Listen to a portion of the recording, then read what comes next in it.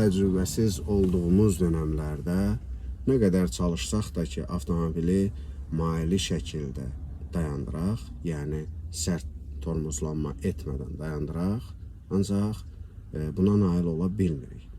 Təbii ki, söhbət təkrar olaraq vurğulayıram, təcrübəsiz olduğumuz dönəmlərdən gedir.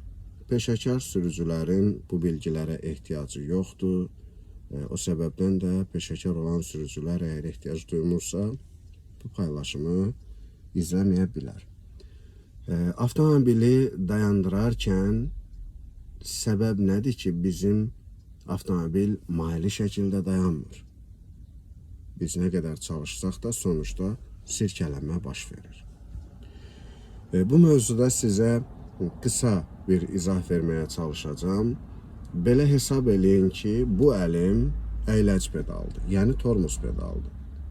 Bu isə ayağımızdır, hansı ki, pedalı ayağımızla idarə edirik. Sizə deyiləndə ki, avtomobilin dayanması üçün əyləc pedalını yavaş bas, az bas, avtomatik olaraq siz düşünürsünüz ki, əyləc pedalını yavaş-yavaş basmalıyam. Lakin avtomobil dayanana qədər pedalı basmağa davam etməliyəm. Xeyr, belə olan halda, bəli, avtomobil dayanarkən sirkələnmə olacaq. Avtomobilin dayanması üçün əyləc pedalını sona qədər basmağa lüzum yoxdur. Əyləc pedalını bir qədər basaraq, basılı saxlayırıq. İndi bu avtomobildən avtomobilə dəyişə bilər. Elə avtomobil var ki, siz onun əyləc pedalını azacıq basıb gözləsəz, o avtomobil dayanacaq. Elə avtomobil var ki, onun əyləc pedalını siz azacıq basmaqla bir nəticə əldə edə bilməzsiniz. Gərək bir qədər çox basasınız. Yəni, sonuçta, burada məsələ ondan ibarətdir ki, siz əyləc pedalını yavaş-yavaş basmış olsanız belə, basmağa davam edirsiniz. Ona görə avtomobil dayanarkən sərt dayanır. Lakin siz avtomobili dayandırmaq üçün əyləc pedalını müəyyən bir qədər basıb, bu şəkildə də gözləsəz, yəni basmağa davam etməsəz, yavaş-yavaş o avtomobil maili şəkildə də dayanacaq. İndi burada bir məqama da aydınlıq gətirim. Bilirsiniz, bu incəliklər, bu xırdalıqlar sizə, mən deyərdim ki, heç bir yerdə izah olunmur. Niyə izah olunmur?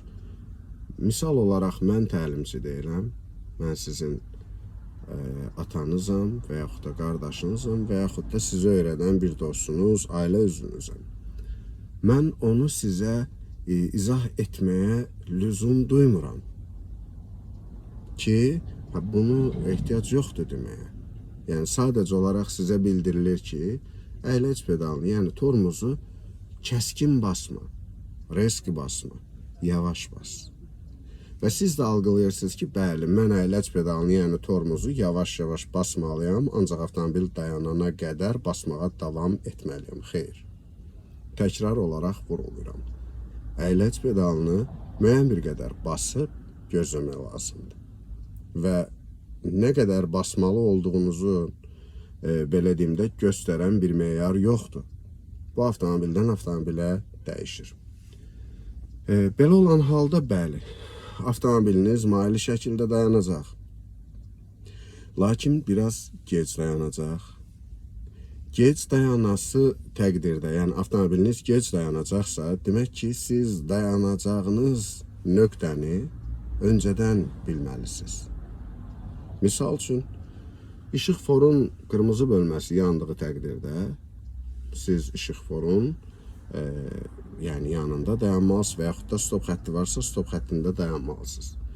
Siz orada maili şəkildə dayana bilmək üçün gərək ki, öncədən axı əyləc pedalını az basmalısınız dedim.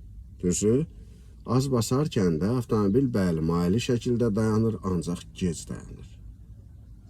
Gec dayanması üçün sizə məsafə lazımdır. Məsafənin olması üçün dayanacağınız yeri öncədən müəyyənləşdirməyiniz lazımdır. Dayanacağınız nöqtəni öncədən müəyyənləşdirə bilmək üçün isə maksimum dərəcədə uzağa və geniş baxmalısınız. Ki, qarşıda misal üçün 300-500 metr sonra işıqforun misal üçün yanan bölmələrini görə biləsiniz və yaxud da hərəkət etdiyiniz zolaqda təxminən 300-500 metr və ya mümkünsə daha çox irəlidə olan avtomobili görəsiniz. Misal olaraq sizin hərəkət zolağınızda qarşıda bir avtomobil texniki nasazlıq səbəbindən dayanıbsa, demək ki, siz bu zolağı tərk etməlisiniz. Zamanında siz o avtomobili müəyyənləşdirsəz əgər, zamanında dönmə siqnalını yandırıb, yoxlanış aparıb, təhlükəsiz şəkildə sükanı azacıq çevirərək siz o maneəni dəf edəcəksiniz. Ancaq sizin fikriniz, belə deyim ki, lazımsız yerlərdə və yaxud da bir o qədər də vacib olmayan yerlərdə olacağı təqdirdə siz əsas nöqtəni diqqətdən qaçıracaqsınız və bir onda ayılacaqsınız ki, artıq siz avtomobilə çatırsınız, toqquşma astanasındasınız ya ani tormozlanma eləyərək arxadakı nəqliyyat vasitələri üçün qəza şəraiti yaratmalısınız. Onlar dayanacaq, dayanmayacaq bu sual altındadır. Və yaxud da özünüz dayana bilməyib, o dayanmış nəqliyyat vasitəsinə çırpılmalısınız. Və yaxud da o avtomobilə çırpılmamaq üçün bu şərti refleksdir, bunun olma ehtimalı yüksəkdir. Kör-körənə sükanı çevirərək maneəni dəf etməyə çalışacaqsınız. Belə olan təqdirdə də solunuzda olan hər hansısa bir hərəkət iştirakçısına toxunma riskiniz artıqdır. Bütün bunların baş verməməsi üçün maksimum dərəcədə uzağa və geniş baxmaq lazımdır.